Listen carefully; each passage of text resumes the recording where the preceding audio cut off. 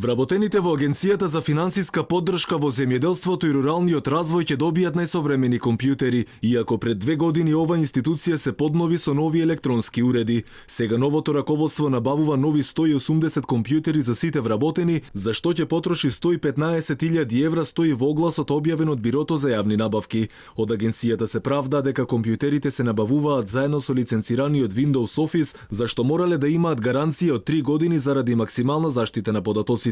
Набавката, додаваат, била во согласно со годишниот план за јавна набавка на агенцијата, но и со владиниот план за модернизација на институциите. Овие компјутери не се само за Агенцијата за финансиска поддршка на земјоделството, туку дел од оваа набавка ќе бидат инсталирани во регионалните единици на агенцијата низ земјава. Последната поголема јавна набавка на компјутери за потребите на агенцијата е направена пред неколку години. Од агенцијата додаваа дека иако бројката на вработени во регистерот била 182, се планирало и објавување за вакви нови огласи поради потребата за вработувања, и додека државните институции набавуваат опрема која веќе ја имаат, граѓаните прашуваат дали сите компјутери кои сега ги имаат, па дури и купените во 2016 се неупотребливи и мора да набавуваат нови.